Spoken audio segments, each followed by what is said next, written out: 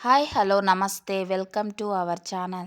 ఈరోజు ఎంతో ఈజీగా టేస్టీగా చేసుకునే పల్లి చట్నీని అలాగే ఊతప్పాన్ని చేసుకుందామండి.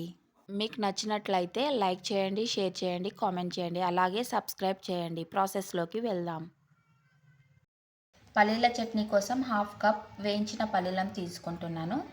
మిక్సీ జార్లో వేసుకుందామండి.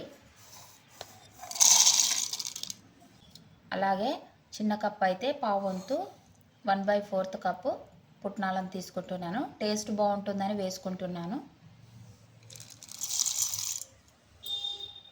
చట్నీలోకి కారానికి తగ్గట్టు వేయించిన పచ్చిమిర్చిని తీసుకుంటున్నాను. నేనైతే ఇక్కడ ఒక 10 గల్ల పచ్చిమిర్చిని తీసుకుంటున్నాను.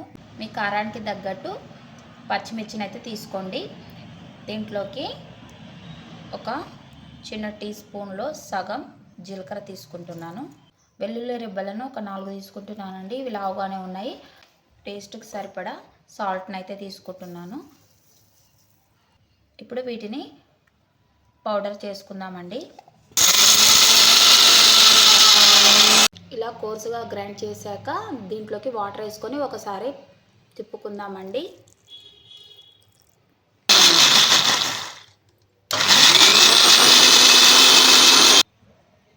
చట్నీ అయితే రెడీ అయింది.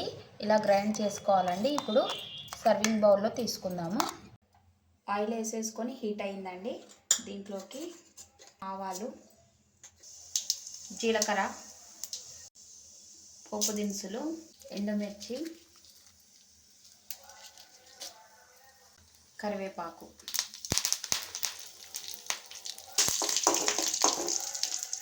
స్టవ్ ఆఫ్ చేసుకుందామండి. పోపునైతే చట్నీలోకి వేసేసుకుందాం. ఈ పోపునైతే చట్నీలోకి వేసుకుందాం. చట్నీ రెడీ. రాత్రే రుబ్బి పెట్టేసుకున్న పిండి అండి. ఫర్మెంటేషన్ అయ్యింది. గట్టిగానే ఉంచుకున్నాను. ఇప్పుడు దీంట్లోకి రుచికి తగ్గట్టు ఉప్పు, దోస పిండిలోకి రుచికి తగ్గట్టు ఉప్పు వేసుకొని పిండిని అయితే ఇలా కలుపుకుందామండి. ఇగో ఫర్మెంటేషన్ మంచిగా వచ్చింది, మంచిగా అయ్యింది. ఇప్పుడు ఈ కన్సిస్టెన్సీలోనే వేసుకుందామండి. ప్యాన్ పెట్టేసుకుందాం.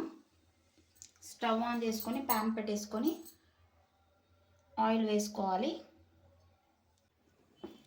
ఆయిల్ వేసుకున్నాక ఆయిల్ హీట్ అయిందండి. పిండి అయితే ఈ కన్సిస్టెన్సీలో ఉండాలి. ఇలా ఉన్నాక ఈ కన్సిస్టెన్సీ ఉన్నాక కొద్దిగా పిండిని 2 గరిటెలు కానీ 3 గరిటెలు కానీ పోసుకోవాలండి. దాంట్లోకి ఉల్లిపాయ ముక్కలు, క్యారెట్ తురుము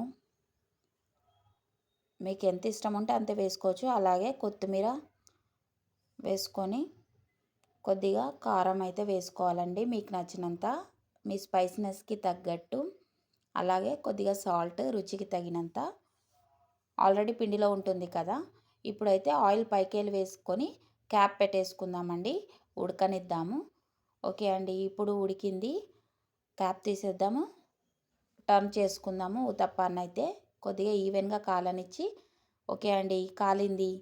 ప్లేట్లోకి సర్వ్ చేసుకుందాము. ఎంతో ఫ్లఫీగా వచ్చిందండి. పల్లి చట్నీతోటి ట్రై చేసి చూడండి.